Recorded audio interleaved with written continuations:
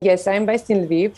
So the situation actually hasn't changed since today's afternoon. So as I know so far, is 35 people dead and 135 injured.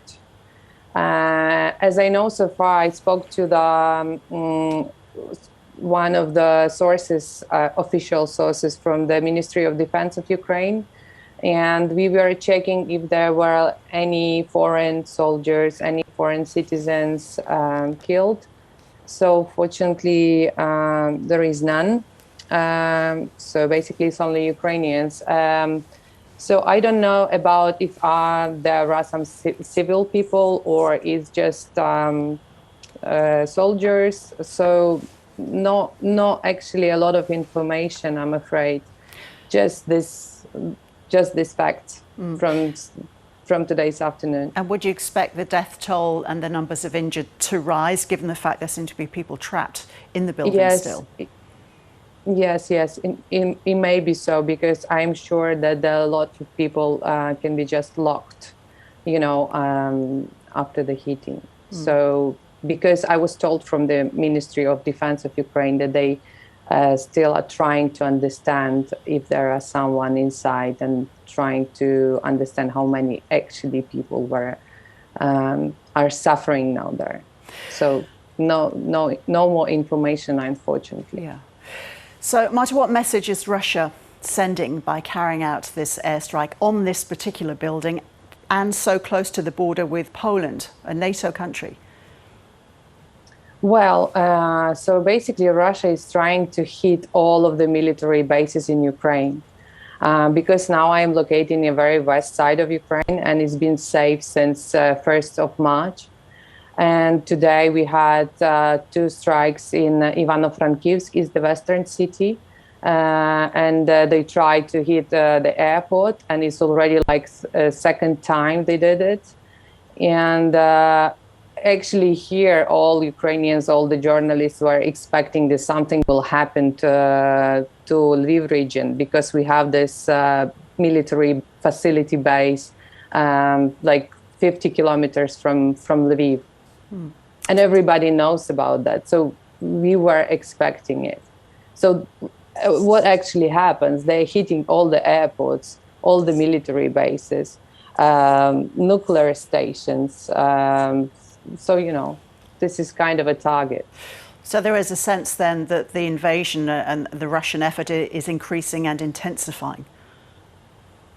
Yes, and as I know so far, for example, in Western Ukraine, we don't have Russian soldiers like crossing the street like we have everywhere in Ukraine now. They are hitting us from the border, and I suppose it's like it's coming from probably Crimea, from this side. And you were in Kiev, I understand, Marta. What's the latest on the Russian advance on the capital? I am in Lviv now. I actually escaped from Kiev like nine days ago, because it was unsafe for me. So basically, I decided that I need to move somewhere safer. So I keep doing my things, trying, to cover the events in Ukraine from here. It seems to be normal, but this morning I woke up at 5 o'clock because I've heard like a huge explosion, and I was located like 50 kilometers from the city. And this is the furthest west that Russia has hit, is that correct? I think it's Ivano-Frankivsk. Ivano-Frankivsk is a bit further to the western part of Ukraine. So you escaped Kiev, but are you in touch with people there? What's the sense there of this huge convoy that's surrounding the city, it seems, and just waiting to attack? Yes, so exactly in Kiev, everything seems to be quite safe, because I think that it is very well protected, as it is the capital, and it was the main target of Russian army since the beginning of the war. But when we say about suburban, we have cities like Irpin, Hostomel. It's like a Kiev region, and it's actually now is occupied with Russian soldiers. And for example, today when people were trying to evacuate, A journalist from New York Times was killed, and his colleague is injured, and he's now in the hospital. So they say that they will provide us with a green corridor, and people try to leave the city because they don't have water, they don't have electricity, they don't have food.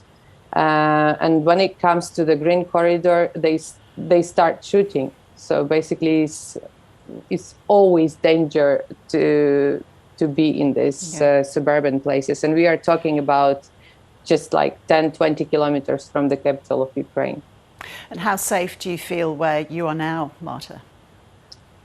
Well, comparing to Kiev, I feel very safe because, as I told, Lviv seems to be quite normal.